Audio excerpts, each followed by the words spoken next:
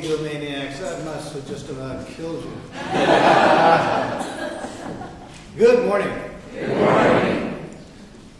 Can you remember when 2012,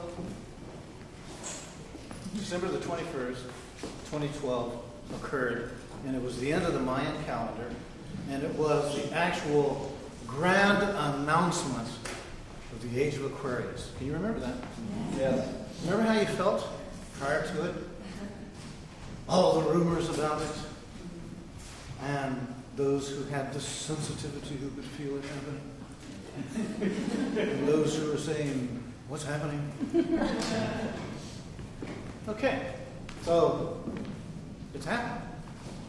And from then till now, we have left normal in the rearview mirror as we have quietly moved out of third dimensional reality into fourth dimensional reality.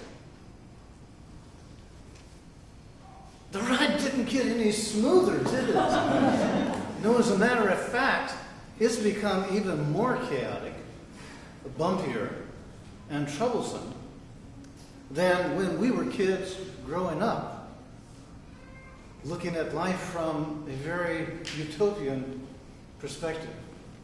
As a matter of fact, it's changed considerably. But let's look and see some of those changes that are occurring. We are hearing about wars and rumors of wars, and this is the new reality that we're being given by those who are in positions of authority for the express purpose of holding our attention to what they are creating just for us. Isn't that thoughtful? Yes, really, really. And you know, we're also besieged by the new horrible threats being aimed at our freedom and our rights. Every day. This is part of the ongoing program that's being made available to us.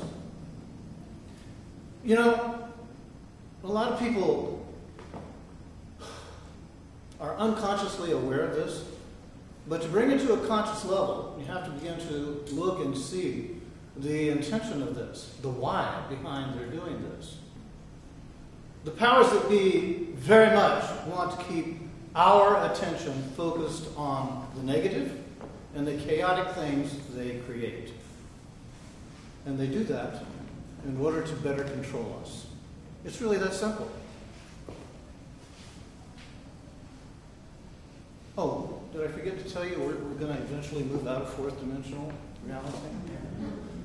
Unless, of course, we choose not to. See, it's still a matter of choice here.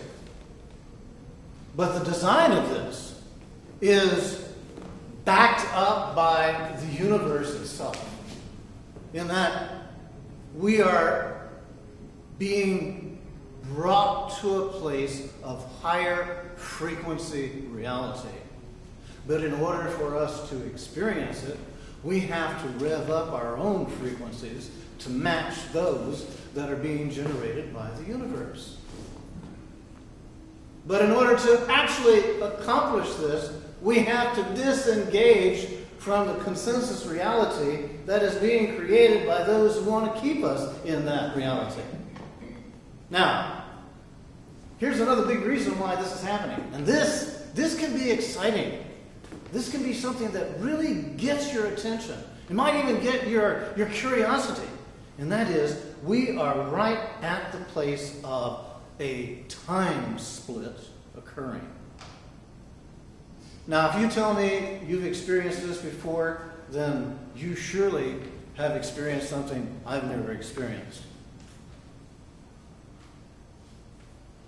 It is being actually presented to us as a first for a planet to actually be involved in a time split where part of the inhabitants stay in density and distortion, and another part actually raises their rate of vibration And that planetary involvement becomes a whole nother experience. Now, I don't know about you, but that sounds very, very exciting to me. I find myself looking for it, beginning to put out my sensors and my antenna to see if I can pick up on it. Now, I have difficulty with it, and that's because of all of this other junk that's filling the atmosphere simultaneously. You've got, how many people do you see now walking down the streets who are either on a cell phone or have some kind of little gadget in their hands that they are just so absorbed in? The rest of the world is almost insignificant. But they have to have their attention focused on that right there. And then when they go home, if they do shut that down, they turn on the TV to make sure they haven't missed anything in that little space. And for God's sakes, make sure you eat in front of it. Make sure you drink in front of it. And if you can, have something set up so when you go to bed, you can be aware of it until the last minute and you finally fall asleep. Okay.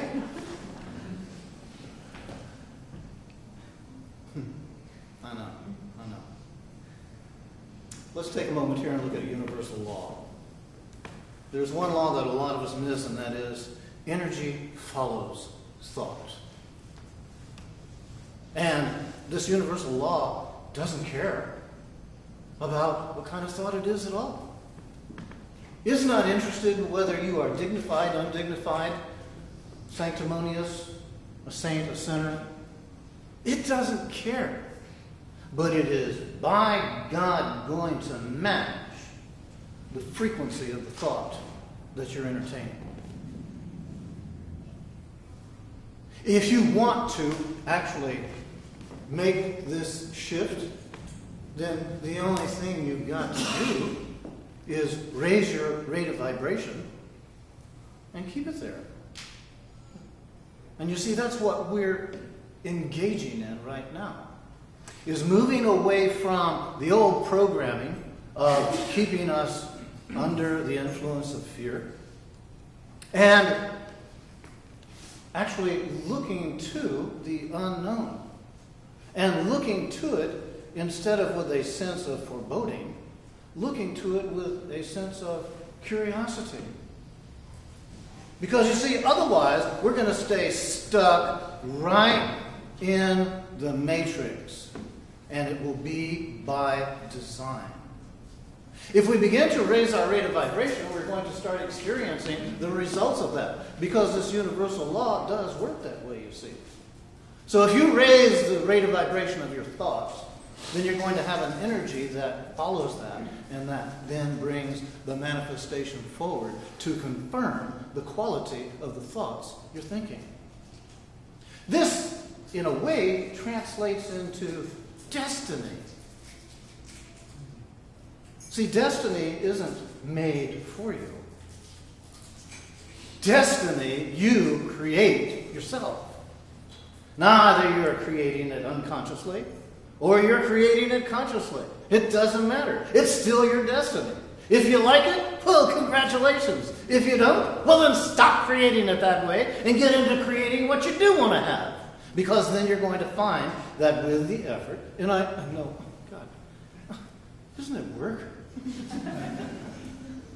It's such an effort to be happy.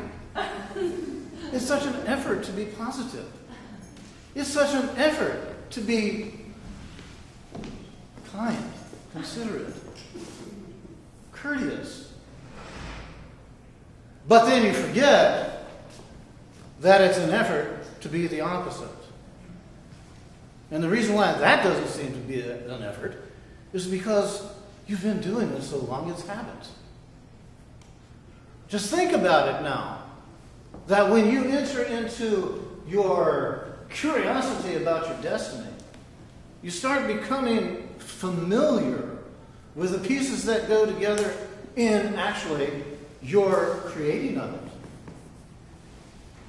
The fascinating thing is that reality shapes your destiny. And in order to get to that reality of what you want to have, you need to recognize that energy does follow thought. And thought becomes belief. Belief determines your reality. And reality is your destiny. So if you are wanting to experience what fifth dimensional reality is, then the only thing that's required of you is to generate fifth dimensional vibrations. And fifth dimensional vibrations are love, trust, peace, harmony, integrity, honesty. A lot of these were appealing. The last two may have kind of tripped you up a little bit, but nevertheless, they're still part of it. And you see for sure, the powers that be do not want you to have one moment to start thinking along these lines and then devoting your effort and your attention to it. Choice. Do you have a choice here? Well, do you? Yes. Do you? You have a choice here? Yes. You do? Okay. There's no abdicating or abstaining from choice. See, making no choice is still a choice. Oh! What kind of logic is that? Whoever thought that one up? You mean I can't just walk away from this and blame it on somebody else? Sure. Happens all the time. Well, after all, everybody knows it's your fault. I'm a good guy. I do good things. I try to look good. Try to sound good. Smell good. But then you go and screw things up for me. You're the reason I have headaches. You are. You're the reason I have an ulcer. You didn't know that? And, the list could go on and on and on. And notice how that is a very, very limiting experience called living. That is so full of density and distortion and falls right into the pattern of what they want you to do. Because you see, your attention is a very important commodity. If you're not doing something about your attention, you can pretty well bet that somebody else is. And what they're probably using is that ageless energy called fear. So, here we are. And the words are very simple. Disengage from consensus reality. Because as we're approaching this time split, it's something that is just as discernible as when we experienced the shift that took place at the end of the Mayan calendar. It's tangible, but it is going to require of us to eliminate all the toxic clutter that goes on between left ear and right ear. Because then when we do that, it's going to make it so much easier for us to pick up on the spiritual vibrations that are vibrating at the same time all this other junk is trying to drown it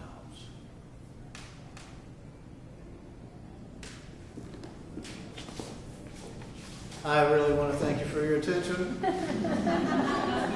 And I look forward to our getting this together and experiencing the results of our raising our rates of vibration to match the incoming spiritual frequencies of 5D.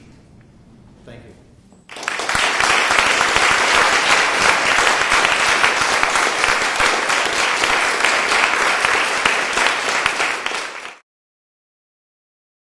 For more information about the Metaphysical Church of Enlightenment or the Rodin Foundation, please go to our website at www.rodin.org.